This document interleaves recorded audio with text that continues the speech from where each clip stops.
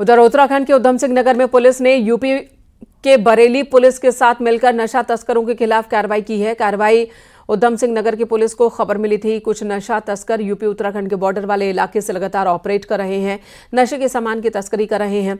इसी इनपुट के आधार पर उधम सिंह नगर की पुलिस ने 300 पुलिस के जवानों और अधिकारियों के साथ बड़ी छापेमारी की, जिसमें कई लोगों को हिरासत में लिया गया और कुछ लोग गिरफ्तार भी किए गए हैं।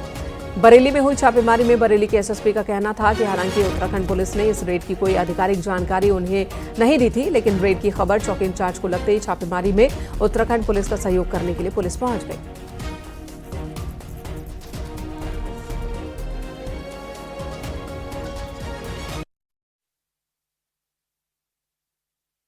पिछले 6 महीनों में नशा तस्करों के विरुद्ध कार्रवाई करते हुए कई लोगों को गिरफ्तार किया गया। इन अभियुक्तों से जो पूछताछ की गई उसमें बॉर्डर के एरिया के कुछ क्षेत्रों को चिन्हित किया गया जहां ये नशे के तस्कर अपना आशियाना बनाए हुए हैं। उस आशियाने को चिन्हित करने के उपरांत कल उधम सिंह नगर पुलिस के लगभग 300 कर्मचारी और अधिकारियों के द्वारा उन क्षेत्रों में रेड मारी गई, जिसमें कुछ लोगों को हिरासत में लिया गया और कुछ वांछित अभियुक्तों को गिरफ्तार किया गया। रात्रि में जब वह गश्त पे थे तो उनके द्वारा देखा गया कि जनपद उधम सिंह नगर की पुलिस वरिष्ठ अधिकारियों के साथ कस्बे में पहुंची है। इस कार्रवाई की जानकारी स्थानीय थाने या किसी वरिष्ठ पुलिस अधिकारी को नहीं दी गई थी। चौकी प्रभारी गश्त में जानकारी होने के बाद इस टीम के साथ साथ रहे और उनके द्वारा टीम को पूर्ण सहयोग दिया गया। इस कार्रवाई के दौरान उस जनपद की पुलिस के द्वारा कुल 16 व्यक्तियों को हिरासत में लेकर प्रस्थान किया गया। वहाँ पे जो मकान थे और रिहायशी एरिया है उसकी तलाशी भी ली गई। इस पूरी कार्रवाई के दौरान किसी व्यक्ति से, किसी मकान या किसी परिसर से किसी अवैध मादक पदार्थ की कोई बरामदगी नहीं हुई है। जो 16 व्यक्ति हिरासत में लिए गए थे उनमें से 15 व्यक्तियों को पूछताछ के बाद उनके परिजनों को सुपुर्द कर दिया गया है। एक व्यक्ति को पुलिस के द्वारा, स्थानीय पुलिस के द्वारा गिरफ्तार किया गया है। खबर लखीमपुर खीरी से। गाजियाबाद से आ रही कार डिवाइडर पर चढ़कर पलट गई। हादसे के बाद कार में आग लग गई और 4 लोग उस वक्त कार में सवार थे। आधा अधूरा बने डिवाइडर की वजह से हादसा हुआ है।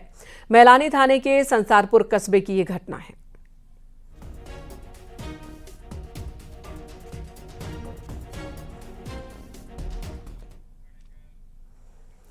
संभल में बीजेपी नेता की संदिग्ध परिस्थितियों में मौत हुई है। जहरीला इंजेक्शन लगाकर हत्या की गई है, ये आरोप परिवार का है। इलाज के दौरान अलीगढ़ में उनकी मौत हो गई, जिसके बाद एसपी ने घटनास्थल का निरीक्षण किया। जुनावई थाने के गावंद बथरा के रहने वाले गुलफाम सिंह यादव की संदिग्ध परिस्थितियों में मौत हुई है। परिजनों का कहना है कि 3 लोग घर आए थे और उन्होंने ही जहरीला इंजेक्शन लगाया। पुलिस ने इलाज के लिए जब भेजा तो अलीगढ़ में इलाज के दौरान उनकी मौत हो गई। गुलफाम सिंह यादव आरएसएस के जिला कार्यवाहक रहे, पिछड़ा वर्ग आयोग में सदस्य थे। 2004 में गुन्नौर विधानसभा से मुलायम सिंह यादव के खिलाफ बीजेपी से चुनाव लड़ा था उन्होंने। 2016 में पश्चिमी यूपी के बीजेपी के क्षेत्रीय उपाध्यक्ष थे और वर्तमान में ग्राम प्रधान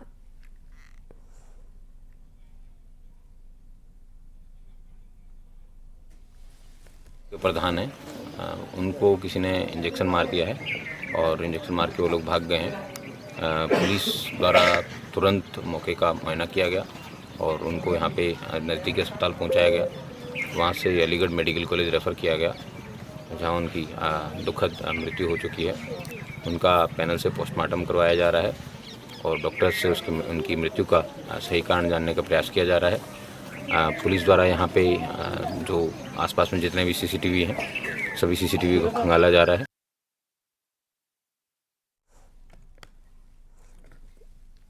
रामनगरी अयोध्या में संतों की होली के साथ होली के त्योहार का आगाज हो चुका है। हनुमानगढ़ी पर रामलला के सामने स्थानीय लोगों ने फूलों की होली खेली। फूलों की होली में अधिकतर महिलाएं शामिल हुई हैं। लोगों ने ढोल नगाड़ों के धुन पर जमकर ठुमके लगाए और रामलला की पूजा अर्चना की। शहर के रिकाबगंज हनुमानगढ़ी पर प्रतीकात्मक रूप से रामलला की मूर्ति रखी गई थी, जिसके सामने लोगों ने फूलों की होली खेली।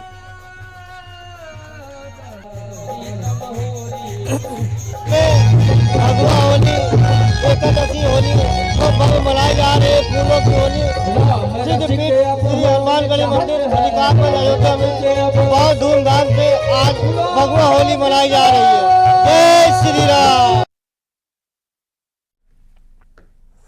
होली में मुस्लिमों के बायकॉट करने को लेकर जहां बयानबाजी जारी है, वहीं लखनऊ में जूना अखाड़े के महामंडलेश्वर यतीन्द्रानंद गिरी ने कहा कि कांवड़ यात्रा के दौरान हरिद्वार में मुसलमानों को बाजार नहीं लगाने देंगे।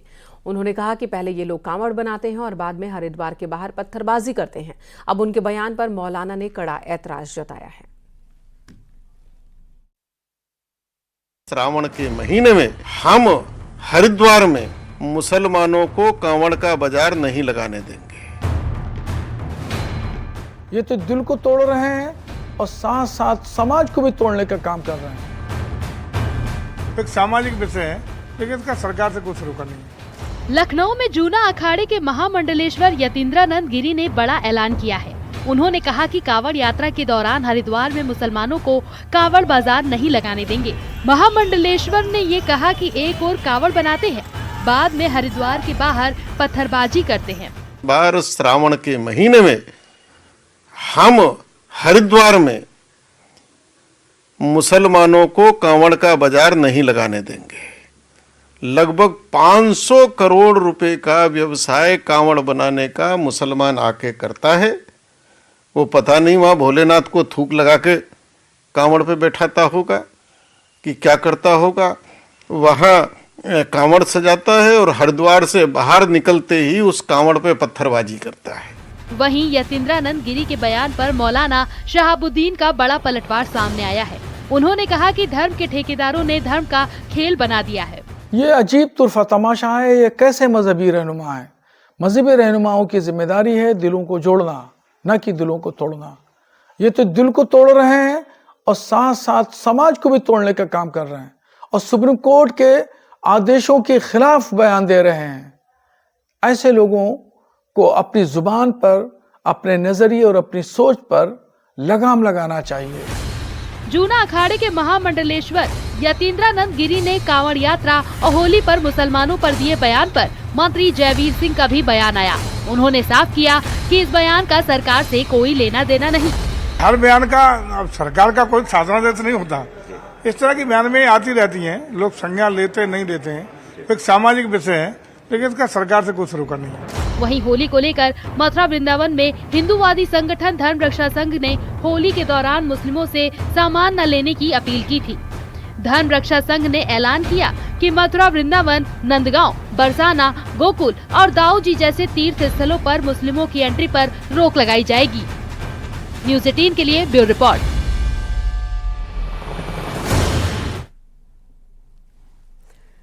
ग्रेटर नोएडा में प्रस्तावित इंटरनेशनल फिल्म सिटी निर्माण से पहले पर्यावरण पर होने वाले प्रभाव का अध्ययन किया जाएगा, जिसके लिए कंसल्टेंट कंपनी का चयन होगा। निर्माण के दौरान दुष्प्रभावों को कम करने के लिए पर्यावरणीय असेसमेंट किया जाएगा। आपको बता दें, वायु, जल संसाधन, मिट्टी, शोर विश्लेषण और जैव विविधता के प्रभावों का मूल्यांकन होगा। पहले फेज में 230 एकड़ जमीन में फिल्म सिटी का निर्माण होना है। सेक्टर 21 में 1000 करोड़ एकड़ में फिल्म सिटी प्रस्तावित है, जिसके लिए 31 मार्च तक इच्छुक कंपनियां आवेदन कर सकती हैं।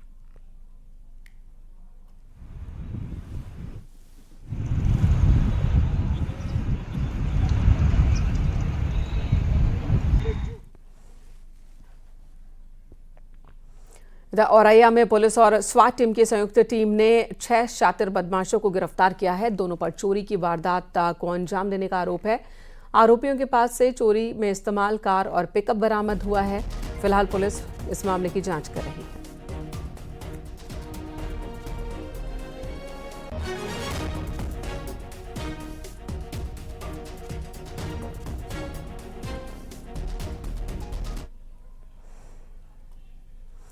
और अगली खबर ललितपुर से, जहां होली को लेकर पुलिस ने अलर्ट जारी किया है। पुलिस और आबकारी विभाग की संयुक्त टीम ने अवैध शराब के खिलाफ बड़ी छापेमारी की है। 1250 लीटर कच्ची शराब बरामद की गई। मौके पर जेसीबी मशीन से शराब की 4 भट्टियां ध्वस्त की गई। 5000 लीटर लहन नष्ट किया गया है। अवैध शराब के कारोबार से जुड़े 9 आरोपी गिरफ्तार किए गए हैं।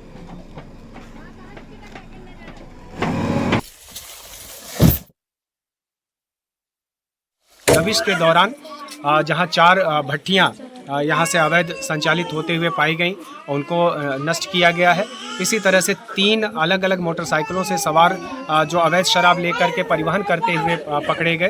उसके अतिरिक्त जो यहाँ लहन है कच्ची, उस पर लगभग 5000 लीटर लहन मौके से नष्ट किया गया। करीब 1250 लीटर अवैध शराब बरामद हुई और मौके से ही 6 महिलाएं और 3 पुरुषों समेत कुल 9 आरोपियों को। इधर नोएडा में जीएसटी विभाग के डिप्टी कमिश्नर की खुदकुशी का मामला सामने आया। गाजियाबाद में तैनात डिप्टी कमिश्नर संजय सिंह ने सोसाइटी की 15वीं मंजिल से कूदकर अपनी जान दे दी। बताया जा रहा है कि संजय सिंह कैंसर से पीड़ित थे और लंबे वक्त से डिप्रेशन में थे। संजय सिंह के रिटायरमेंट में लगभग 1 साल का ही वक्त बचा था। सुसाइड के बाद उनके शव को पोस्टमार्टम के लिए भेजा गया।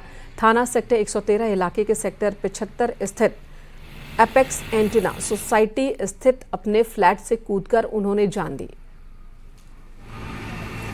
पत्नी ने काम का लोड ज्यादा होने और हाल ही में हुए ट्रांसफर से परेशान होने की बात भी कही है। इसको नहीं कहेंगे कि वो जूझ रहे थे। He was very good patient of the cancer और उन्होंने अपने अलावा भी बहुत अपने करीबियों का भी इससे इलाज बहुत अच्छे से कराया, चाहे वो मेरी सिस्टर इन लॉ हो या मेरे फादर इन लॉ हो। इनका कैंसर हम लाइफ थ्रेटनिंग नहीं मानते हैं, never. From the very first day it is said it is not life threatening. तो जो भी था इस बीच कहीं ना कहीं उनका एक ऑफिशियल मेंटल प्रेशर, उनको शायद इसको हमारे विभागीय लोग समझ पाएंगे।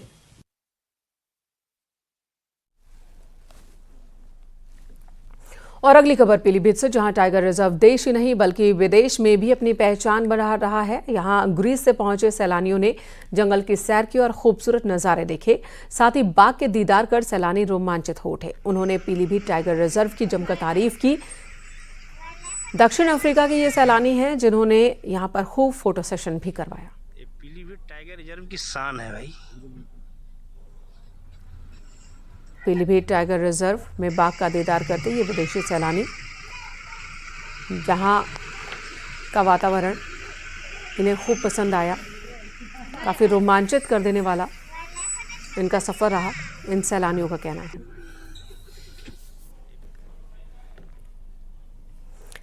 इधर अलीगढ़ में अवैध रूप से रह रहे महिला समेत 4 बांग्लादेशी रोहिंग्या गिरफ्तार किए गए हैं। बताया जा रहा है कि इलाके में रोहिंग्याओं के रहने की सोशल मीडिया पर जानकारी मिली थी और वीडियो वायरल हो रहा था, जिसकी तफ्तीश के लिए पुलिस ने कोशिश शुरू की। 4 लोगों को गिरफ्तार किया। आरोपियों के पास से फर्जी Aadhaar card, mobile phone, sim card और कई दस्तावेज बरामद हुए हैं। फिलहाल पुलिस इस मामले की जांच कर रही है। टप्पल थाना इलाके के कस्बा जट्टारी नई बस्ती का ये मामला बताया जा रहा है।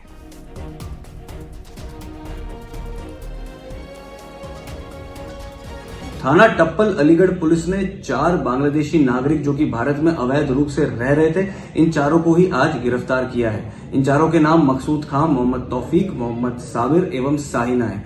इन चारों ने ही प्रथम दृष्टया पूछताछ में अपना बेनापुल बॉर्डर क्रॉस करके आगरा के रास्ते अलीगढ़ में आकर अवैध रूप से रहना स्वीकार किया है। इनके कब्जे से अवैध आधार कार्ड, कुछ मोबाइल सिम एवं मोबाइल फोन्स बरामद हुए हैं। चारों के ही खिलाफ थाना टप्पल पर सुसंगत धाराओं में मुकदमा पंजीकृत, आवश्यक विधिक कार्रवाई।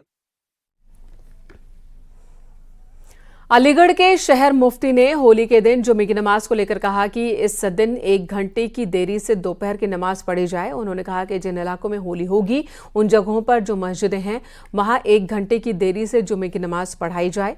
साथ ही जहां जहां पर रंग खेला जा रहा है वहां जाने से मुस्लिम समाज बचे, कहीं और नमाज पढ़ ले ताकि अमन चैन को कोई नुकसान ना हो।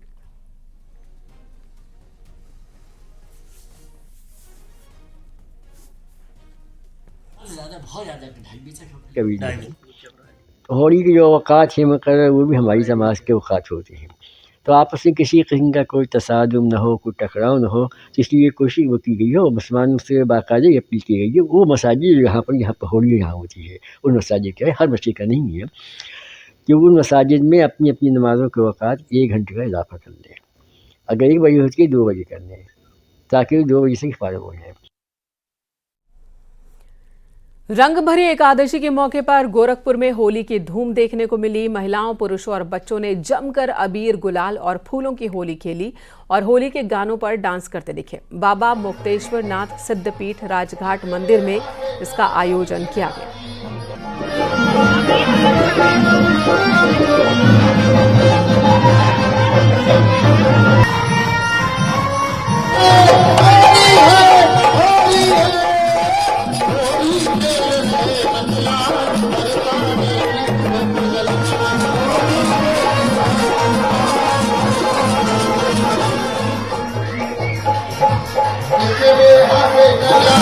रंग भरी एकादशी का महत्व हमारे पुरातन शास्त्रों में भगवान शिव माता पार्वती जी का गौना महोत्सव कराए थे। तभी से यह रंग भरी एकादशी महोत्सव भगवान मुक्तेश्वर नाथ धाम में धूमधाम से मनाया जाता है। इसमें शहर के सारे गणमान्य लोग उपस्थित होकर के एक दूसरे को अबीर गुलाल लगा करके भगवान की पूजन अर्चन करके और खुशियाँ मनाते हैं, होली मनाते हैं। ये रंग भरी एकादशी पर्व हर साल यहाँ पे मनाया जाता है और इस ओकेजन में सभी लोग यहाँ पर आते हैं और बहुत अच्छे से होली मनाते हैं। और हम लोग बहुत सारे रंग भरी एकादशी में हम लोग बहुत अच्छे से गुलाल रंग लगाते हैं, दूसरे को भांग की व्यवस्था होती है, भंडारा होता है। उधर मऊ जिले से हैरान कर देने वाली एक खबर सामने आई, जहां जिला कारागार में स्वास्थ्य जांच में 5 कैदियों के HIV पॉजिटिव होने की खबर मिली। जैसे जैसे जांच रिपोर्ट आ रही है वैसे वैसे ही HIV से संक्रमित जेल में बंदी मरीजों की संख्या बढ़ती जा रही है और इसी के साथ जेल में HIV संक्रमित कैदियों की कुल संख्या अब तक 11 हो चुकी है।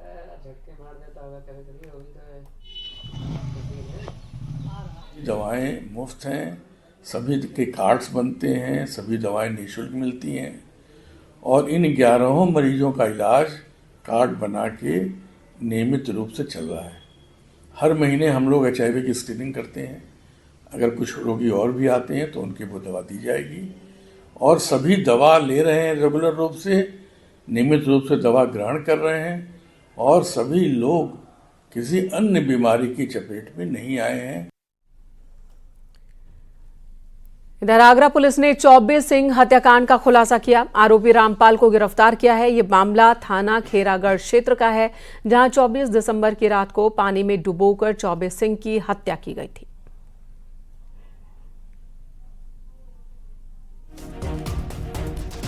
देखिए, थाना खेरागढ़ पर अभियोग संख्या 235/24 हत्या की धाराओं में पंजीकृत था, जिसमें राम गोपाल वांछित थे।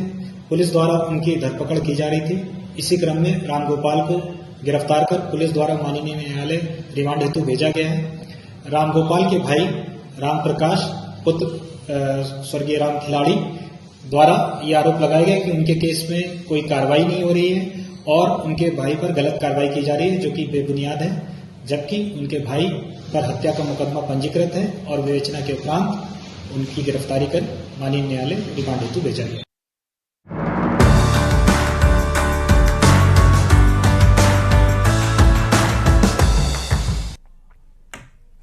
संभल में सीओ अनुज चौधरी के होली वाले बयान के बाद होली की शुरुआत हो चुकी है। कल संभल में रंग एकादशी की होली खेली गई और इस मौके पर खाटू श्याम की शोभा यात्रा भी निकाली गई। कड़े पहरे के बीच रंग और गुलाल के साथ लोग आनंद में डूबे नजर आए। संभल में रंग एकादशी के दिन खास उत्साह देखने को मिला। जामा मस्जिद से सटे गली मोहल्लों में लोग रंगों में सराबोर दिखे। हर तरफ गुलाल उड़ रहा था। पानी की बौछार और रंगों से भरे टैंकों से लोग एक दूसरे पर रंग डालते नजर आए, भिगोते नजर आए। ये शोभा यात्रा उसी विवादित मस्जिद के सामने से निकली जहां पिछले साल 24 नवंबर को हिंसा हो गई थी। शोभा यात्रा के दौरान जय श्री राम के और हर हर महादेव के नारे गूंज रहे थे। वंदे मातरम के जयकारे भी लग रहे थे। सुरक्षा के मद्देनजर एएसपी, सीओ और एसडीएम भारी पुलिस फोर्स के साथ यात्रा में मौजूद रहे।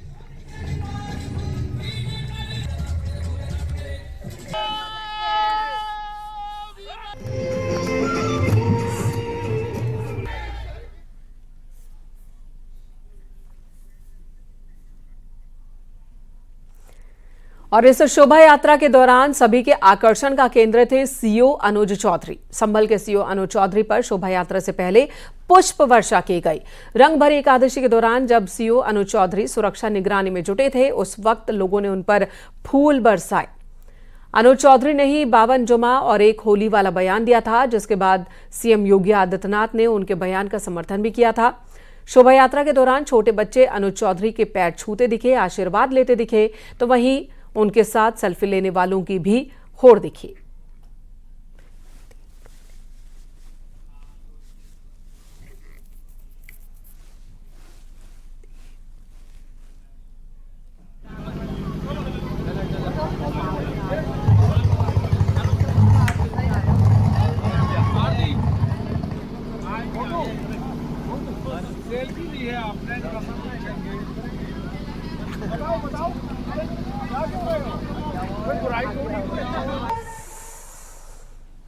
चलिए अब आपको 3 विंडो में दिखाते हैं सीओ अनुज चौधरी को किस तरह से वहां पर सम्मान दिया गया। बच्चे वहां पर पैर छूते दिखे तो फूलों की वर्षा भी की गई अनुज चौधरी पर, सेल्फी लेते दिखे बच्चे। और आज कल की ये तस्वीर है संभल में रंगोत्सव के दौरान की। इस दौरान पीला पटका पहने भी दिखे सीओ अनुज चौधरी।